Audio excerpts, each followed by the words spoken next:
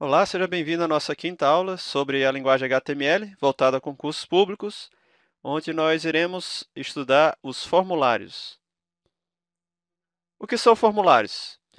Bom, os formulários são elementos que permitem o envio de dados de uma página HTML, que está no browser, para o servidor web. Desta forma, os formulários permitem a criação de páginas que sejam mais interativas, onde o usuário final consiga trocar informações com o servidor web. Geralmente, quem trabalha com formulário também trabalha com scripts do lado do servidor, como as linguagens de PHP, ASP, JCP. Então, é por isso que a gente fala nesse sentido de trocar informações com o servidor web. Os formulários eles permitem que nós enviemos essas informações ao servidor web, e aí você trabalhando com os scripts do lado do servidor, você consegue tratar essas informações que foram enviadas pelo browser e depois retornar alguma outra informação para o browser. Por isso se fala essa opção de trocar informações com o servidor web.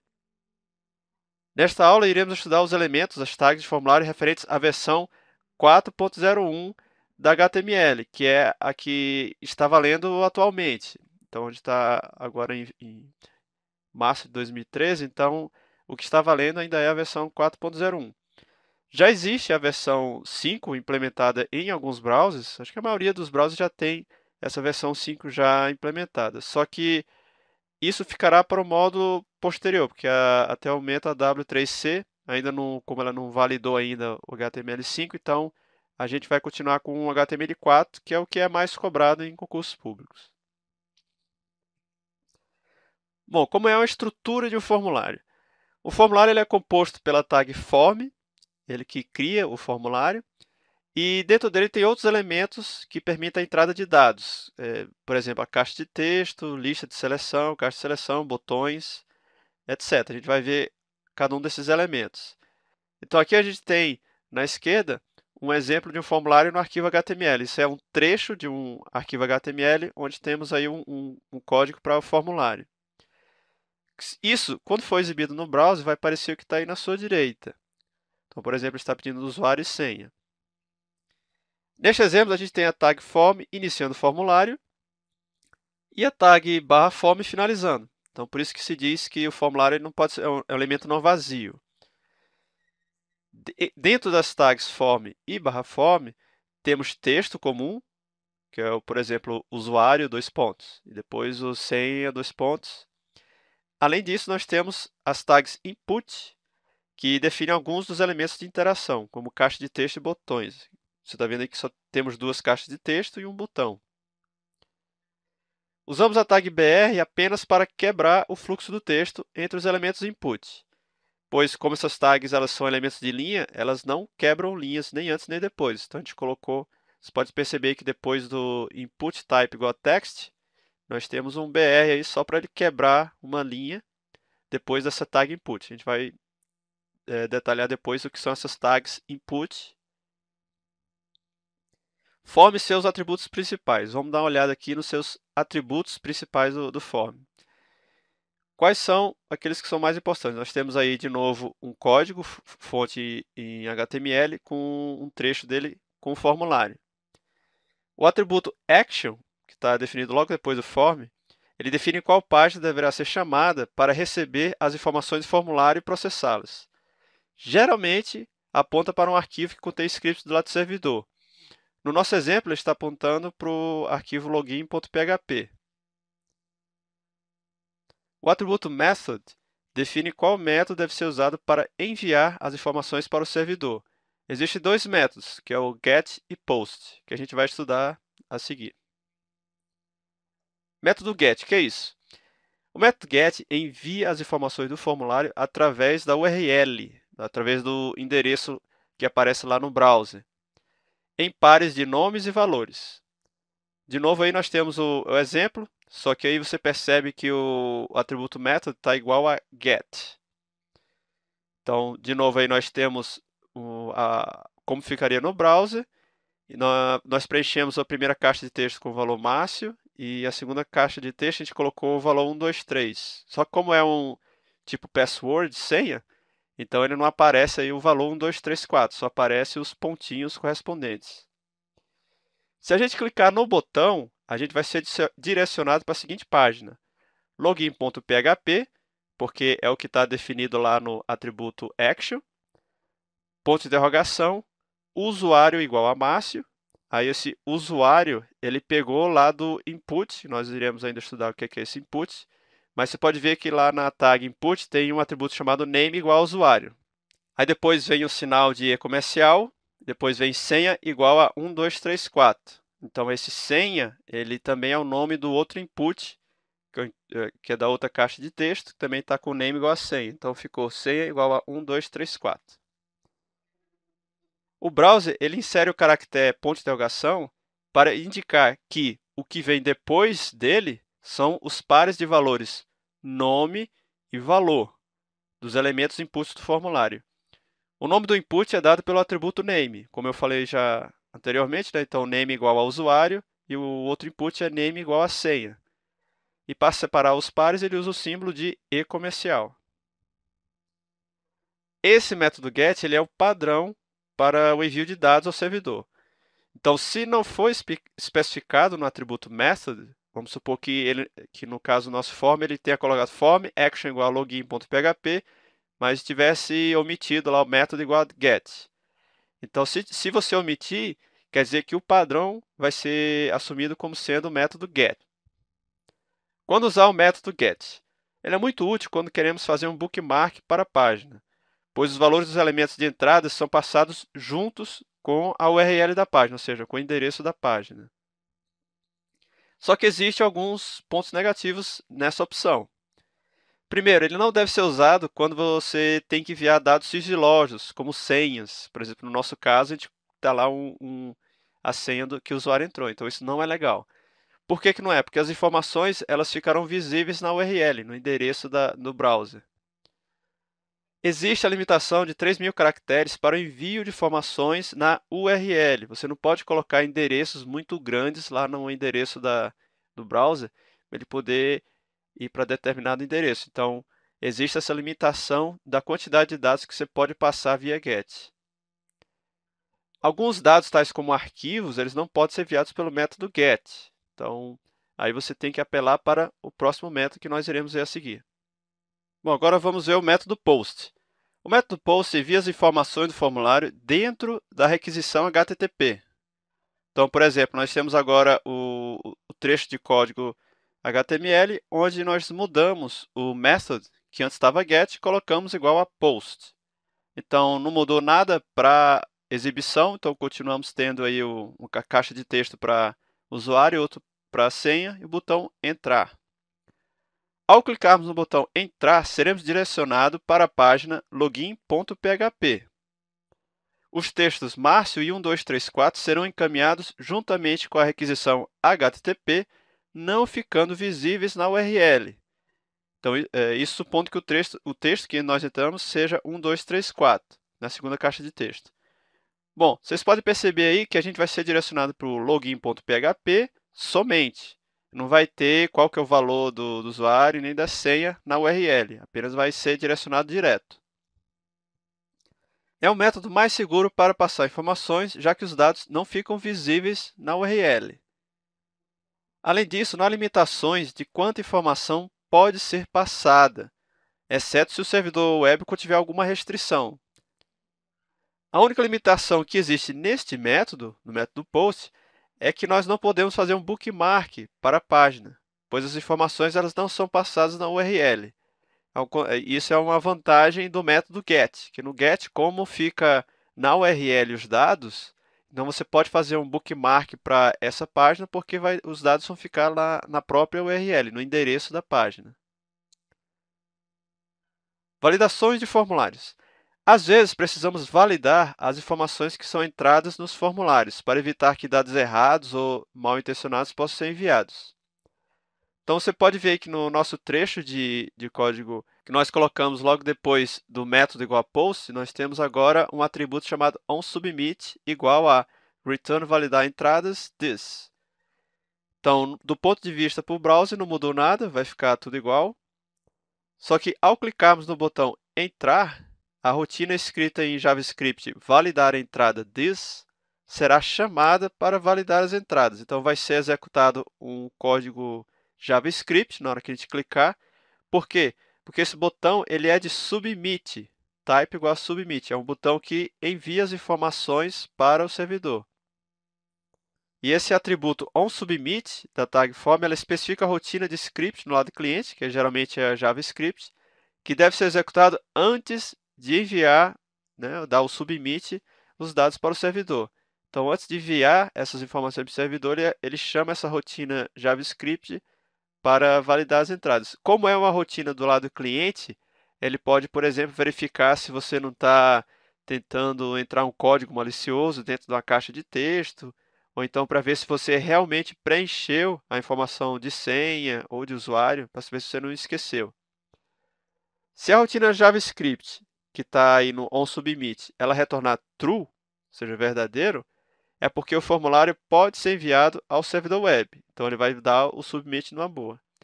Mas se ele retornar false, o formulário não é enviado. O elemento input. O elemento input é onde ficam armazenadas as informações que queremos enviar ao servidor web. Ele possui vários atributos que definem seu comportamento. Type. O atributo type ele especifica o tipo de input que queremos, se é um botão, uma caixa de texto, e pode ter vários valores que iremos estudar. Name, ele define o nome do input. Então, é o que identifica este input quando você quer enviar as informações para o servidor web. Nós vimos naquele exemplo anterior que nós tínhamos uma caixa de texto e name igual a usuário. Então, esse name ele ajuda a identificar, quando a gente mandar as informações para o servidor, que informação que a gente está passando. Disabled, ele é um atributo que, se estiver presente no input, ele desabilita esse elemento. Ou seja, você não consegue escrever nada nele, também você não consegue selecionar o texto que está dentro desse input. E, além disso, seu conteúdo ele não é enviado ao servidor web. Só que você pode mudar esse atributo em tempo de execução utilizando uma rotina JavaScript. Isso é uma coisa que a gente vai ver quando nós formos abordar um módulo posterior de HTML dinâmico. Não vai ser o escopo desse módulo que a gente está vendo agora. O atributo read-only, se estiver presente no input, ele deixa seu conteúdo como somente leitura. Ou seja, você pode até selecionar o conteúdo, copiar, mas você não pode alterar o conteúdo que está dentro do input. E esse conteúdo ele é enviado ao servidor web. Os vários elementos input. Existem vários tipos de elemento input, e o comportamento deles é definido baseado nesse atributo type. Nós temos aí o nosso exemplo que nós trabalhamos. Nós temos aí duas caixas de texto e um botão. O que é que a gente tem aqui? Type igual a text, que é o primeiro input. Ele especifica um campo texto de uma só linha.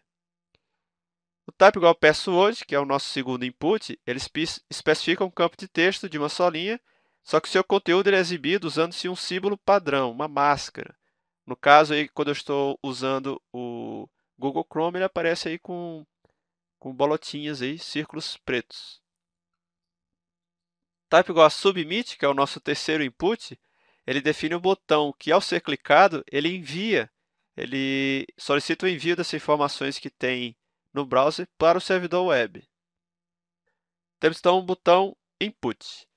Quando nós definimos que o atributo type é igual a button, ele define um botão, geralmente associado a uma rotina JavaScript para ser executada quando clicamos no botão. Nós temos aí o exemplo que é quase igual ao anterior, só que nós substituímos o input type igual a submit por type igual a button.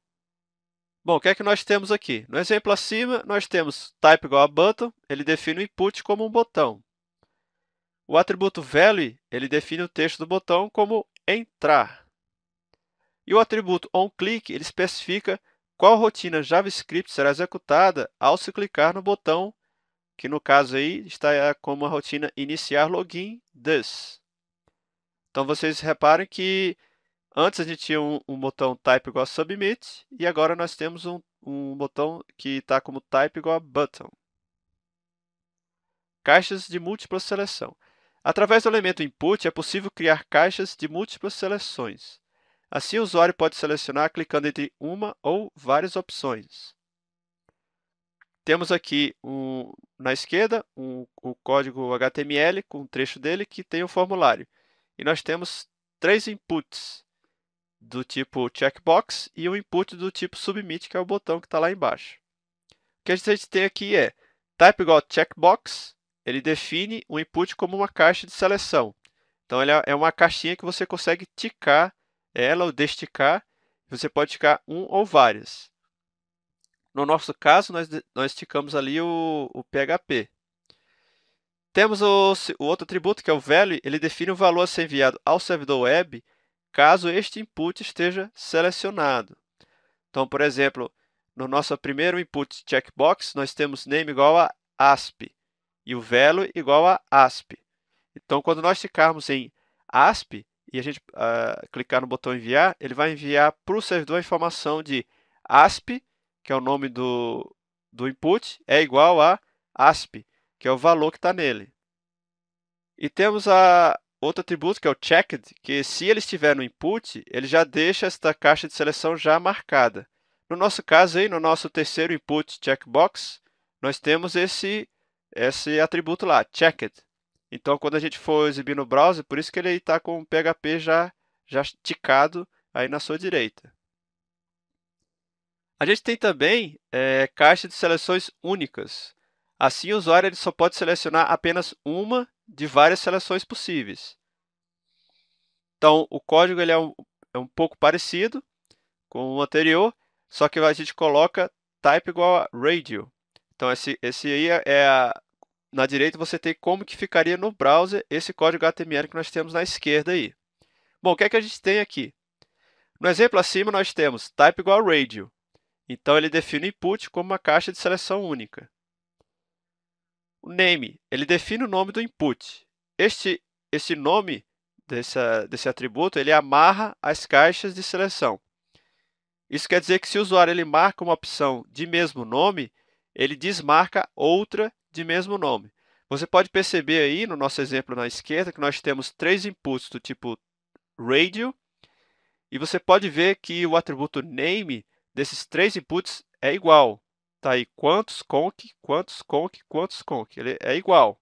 Só que cada um desses inputs ele tem um value diferente. Então, o value ele define o valor a ser enviado ao servidor caso este input esteja selecionado. Por exemplo, se a gente selecionar, por exemplo, quantos concursos você fez, que é o texto que está aí da pergunta. Então, é uma pergunta que tem 3 opções, você tem que escolher apenas uma delas. Vamos supor que você nunca fez concurso na sua vida. Então, você selecionaria o primeiro, que é o nenhum, e na hora que você clicar nesse nenhum, ele vai desticar a seleção última que já está aí, que é a vixe, um monte. Então, essa é o que acontece com o radio. E o atributo checked, se ele estiver no input, ele já deixa essa caixa de seleção já marcada. É a mesma coisa do checkbox. Então, como a gente colocou aí que o nosso terceiro input está com esse valor checked, então ele vai ficar aí ticado o vixe, um monte. Lista de seleção única. O elemento select permite criar listas de seleções únicas. Assim, o usuário só pode escolher apenas uma de várias opções, baseada numa lista de valores. Nós temos aí na esquerda o nosso código HTML, que gera essa página que está aí na sua direita, com o texto quantos concursos você já fez. Então, é meio parecido lá com o radio. Então, por quê? Porque você tem que selecionar apenas uma dentre várias opções. O que é que nós temos aí? Temos a tag select, que ele define uma lista de seleção única, e é o elemento que delimita a lista. Você pode ver que está no código à esquerda, você tem select, name igual a quantos conc. Então, nós colocamos esse atributo name, que ele define o nome do select. Este nome ele é usado para enviar o valor selecionado para o servidor. Então, quando você for dar um submit nesse formulário, ele vai amarrar o nome quantos conc ao valor da opção que você selecionou. Então, nós temos aí que cada tag option são 3, então cada uma delas tem um atributo value, que é diferente. Então, nós temos aí a primeira opção, nenhum, o value é igual a 0. Então, supondo que você selecione a primeira opção, que está como option value igual a 0, ele vai e você dá o submit nesse formulário, ele vai enviar para o servidor que o valor do nome quantos_conc é igual a 0, porque o nome do select é name igual a quantos_conc, que é quantos concursos. E o valor dessa opção nenhum, ele está como value igual a 0. A tag selected, se estiver no option, ele já deixa esta opção pré-selecionada. Ela é parecida com o atributo checked, lá do RadioBoot, que se estiver presente, ele deixa já selecionado. No caso da lista, ele é diferente. Ele não é um checked, ele é o selected. Nós temos também a lista de seleção múltipla. Esse mesmo elemento select ele permite criar a lista de seleções múltiplas. Assim, o usuário pode selecionar uma ou várias opções baseadas já numa lista de valores. Então, a gente tem aí o nosso código à esquerda, HTML, e onde temos aí o atributo multiple, que faz com que ele fique parecendo aí na direita o que vai aparecer no browser. Então, o que é que a gente tem nesse exemplo? O atributo multiple, ele define que pode haver várias seleções de elementos na lista. Então, é por isso que antes a gente tinha uma lista de seleção, agora a gente tem uma lista onde você pode escolher várias opções. Cada tag option ele define o valor a ser enviado ao servidor, caso essa opção esteja selecionada na lista. Então, é a mesma coisa da lista de seleção única. E temos também o atributo select, que se ele estiver no option, ele já deixa essa opção pré-selecionada. Você pode ver aí que a nossa terceira opção, que é o terceiro tag option, ele tem esse atributo selected, que é o do PHP. Então, por isso que na direita o PHP ele já está selecionado. Recomenda-se usar as caixas de seleções múltiplas, ou os checkbox, ao invés dessa lista. Nós vimos que na checkbox você consegue visualizar melhor as opções. Você pode ticar direto com aquela que você quer. Então, a W3C recomenda que você utilize essas caixas de seleções múltiplas ao invés de usar essa lista de seleção múltipla. O elemento input ele permite a seleção de arquivos também. É como se fosse uma caixa de texto normal com um botão associado para a gente selecionar um arquivo. Nós temos aí na esquerda como que seria esse código HTML para poder a gente usar o input de arquivos. Na sua direita tem como que isso ficaria no browser. No caso desse da direita, eu estou usando o Internet Explorer. Então, o que é que ele faz? Ele deixa uma caixa de texto na esquerda e logo à direita ele coloca o botão procurar 3 pontinhos. Isso no caso se você estiver usando o Internet Explorer em português. Então, o que é que nós temos acima? Nós temos uma coisa diferente em relação aos outros formulários. Nós temos o atributo enctype, que ele é igual a multipart/form-data. Ele indica que, ao enviar as informações do formulário, o browser irá enviar no formato específico de cada input. Ou seja, ele não tentará converter para texto. Então, imagina você selecionar um texto nesse input, e se você não colocar esse enctype, ele vai tentar processar esse arquivo como texto para depois enviar. Então, quando a gente estiver trabalhando com arquivos, a gente tem que usar esse atributo enctype. Para enviar nesse formato, é sempre necessário usar o método post. Se a gente colocar o atributo enctype igual a multipart/form-data, então você tem que trocar o método, você tem que deixar o método como post, que é o que nós colocamos aí no nosso exemplo na esquerda. Então, vamos começar aqui uma resolução de questões. Nós temos a primeira questão. Analise o código da página HTML seguinte. Ao clicar no botão Submit, o formulário não será submetido se a função validar frm retornar um valor. Então, ele está perguntando se vai ser que tipo de valor será retornado quando o formulário não for submetido. Então, nós temos aí no código HTML, no head, nós temos definido o cabeçalho de um código JavaScript na tag script. Depois, na tag body, nós temos definido também um formulário pela tag form. Nós temos aí o atributo name igual a frm, o método igual a post, action igual a incluir.jsp, e temos então o atributo onSubmit, que ele está assim, retornar, validar this. Então, a gente vê que esse formulário ele só vai ser enviado, a gente viu que ele só vai ser enviado, só vai ser dado submit na hora que você clicar no botão Submit, como é o nosso terceiro input aí, input type igual a Submit. Na hora que a gente clicar nesse botão Submit, vai ser chamada a rotina validar, que está definida aí no atributo onSubmit do tag form. Então, essa função, o formulário não será submetido se a função validar retornar um valor false. Então, a letra E, porque o submit da página só será realizado se a rotina JavaScript retornar true. Se for false, não será submetido. No caso, ele quer saber quando não será submetido, então tem que retornar false. Ok, vamos aí para a segunda questão. Um formulário em HTML precisa ser publicado para que os usuários possam enviar arquivos no formato PDF para serem armazenados em um banco de dados de documentos. O programador criou em uma página uma tag form com parâmetros método igual a post e action igual a salva.do.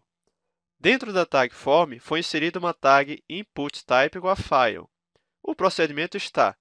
Bom, ele quer ver aí o que é que está faltando, se é só isso que precisa para poder enviar um arquivo via um formulário.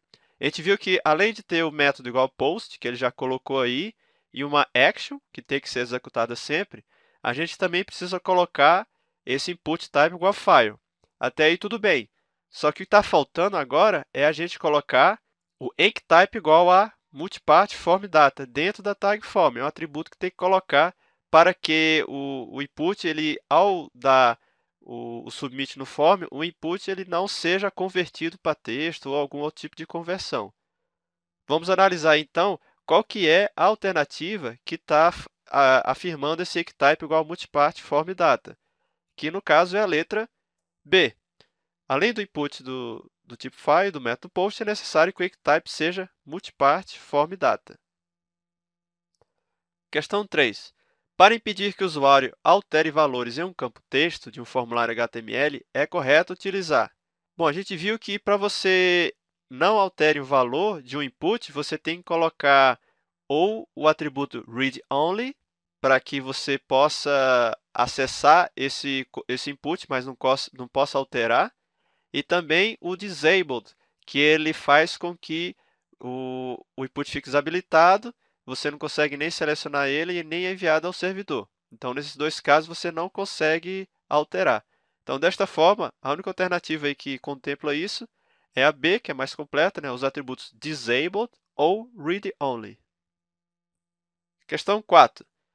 Get e post são alguns dos principais métodos que determinam o que o servidor deve fazer com o URL fornecido no momento da requisição de um recurso. Relacionado a esses métodos, considere. Primeiro, dados enviados em uma requisição utilizando o método get ficam visíveis na linha de endereço do navegador.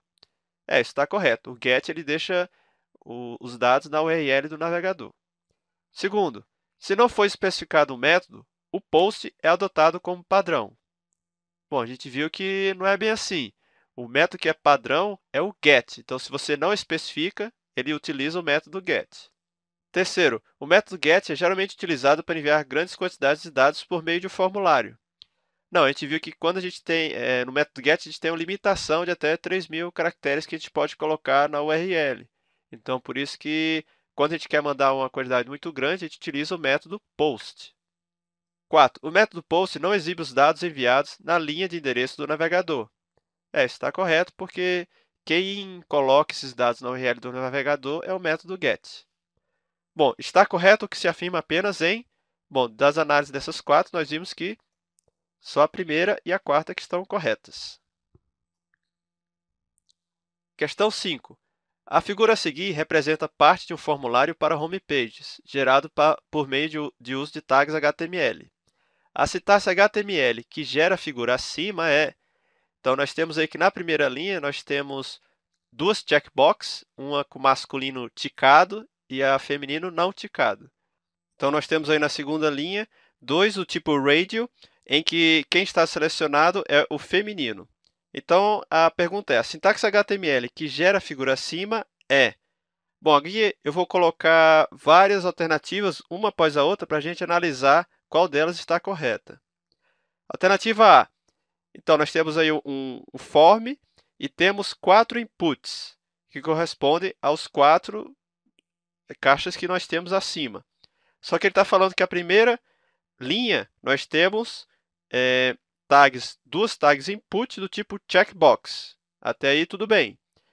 Só que ele fala que quem está sendo checado nessa checkbox, nessa primeira dupla de checkbox, é o feminino, como a gente pode ver aí no segundo input.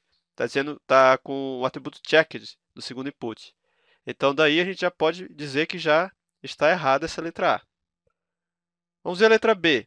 Nós temos também 4 inputs, só que aí ele está colocando que os dois primeiros são do tipo radio. E a gente viu que, na verdade, não é. Os dois primeiros, que são da primeira linha, eles correspondem a checkbox. Então, por isso que a letra B já começa errada. Letra C.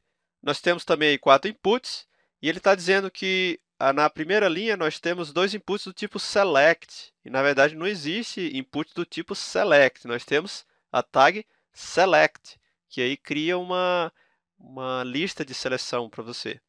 Então, daí já vemos que a letra C também está errada. Letra D. Nós temos também 4 inputs, só que ele está dizendo que os dois primeiros inputs são do tipo radio. E, na verdade, não é. A gente vê que eles são do tipo checkbox. Então, a letra D também está errada. Bom, agora só sobrou a letra E, então vamos dar uma olhada nela. Alternativa E, temos também 4 inputs, sendo que os dois primeiros é do tipo checkbox, então está correto. E no primeiro checkbox, primeiro input, está dizendo que está checked e corresponde a masculino. E realmente é o que corresponde lá em cima, o checked está no masculino.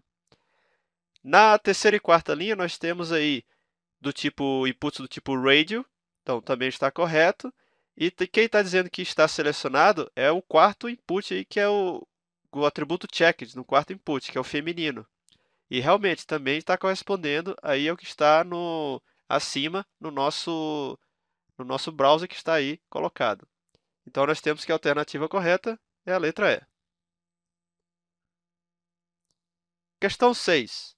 Com relação a HTML, Hypertext Markup Language, em sua versão corrente, que é a 4.01, assinale a opção correta. Então, vamos analisar aí. Vamos à alternativa A. A marcação image é utilizada para incluir imagens em página HTML. Bom, na verdade, a marcação, a tag, na verdade é a img, não image. Então, a letra A está errada. Letra B. É possível fazer o navegador web abrir uma nova janela para uma página externa utilizando o atributo alt. Não, esse atributo alt ele é usado em tags image para ter um texto alternativo à tag image, que é img. E para abrir uma nova janela para uma página externa, a gente utiliza o atributo target que tem na tag A, aquela que forma os hiperlinks. Então, a letra B está errada. Letra C. O trecho abaixo está correto e serve para indicar uma âncora para o endereço de e-mail. Nós temos aí a tag A igual a mail to joão@abc.com.br. E isso linkado no texto suporte. Então, quando o usuário clicar no suporte, o que vai acontecer? Ele vai abrir o programa que envia e-mail, o cliente, para você mandar um e-mail e ele vai preencher o campo to com joão@abc.com.br. Então, na verdade, você não vai criar uma âncora para o endereço de e-mail. Ele vai apenas abrir o seu programa de envio de e-mails e preencher com o e-mail joão@abc.com.br. Então, a letra C está errada. Bom, letra D. As marcações HTML tfoot, head e tr são apropriadas para uso em tabelas. Bom, a gente viu que a tag tr realmente ela é usada para incluir uma nova linha na tabela.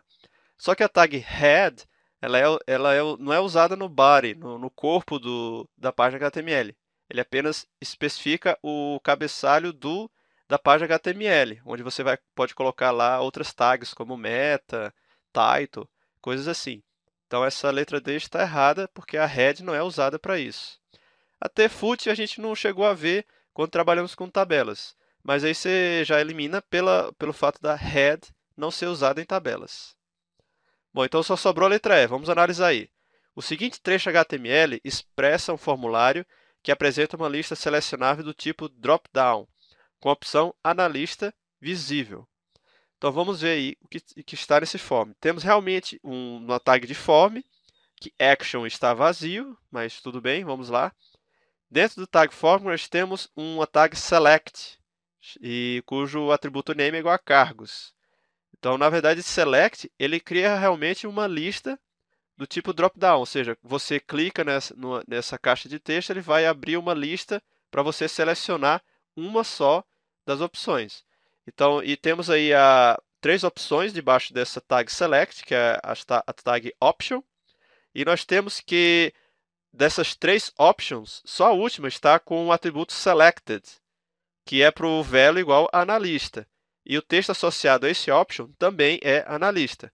Então, nós temos que a letra E está correta. A tag select delimita as opções tags option, que juntas formam a lista de seleção única, que é o drop-down. Questão 7. Em relação ao HTML, considere as colunas abaixo. Então, nós temos aí duas tabelas onde a gente vai ter que fazer a associação correta entre as colunas. A primeira, do lado esquerdo, é atributo da tag th para colar, mesclar duas células na vertical. Você se lembra que a tag th é usada para colocar um cabeçalho numa tabela. E ele cria uma célula. Só que para você mesclar duas células na vertical, você utiliza aquele atributo rowSpan. Então, como é para mesclar duas, então é rowSpan igual a 2. Então, temos que a primeira está associada à letra E da segunda coluna. Agora, vamos analisar o segundo da primeira tabela aí. Segundo, campo de formulário que permite selecionar somente uma opção entre várias. Então, a gente viu aí que um campo de formulário que permite selecionar uma entre várias pode ser tanto a radio quanto a lista de seleção, o select, só que com ela sem aquele atributo multiple. Na nossa tabela da direita, nós temos não temos select, mas temos o radio na letra D. Então, temos que o 2 está associado à letra D. 3. Criar uma nova linha com cor de fundo verde em uma tabela table.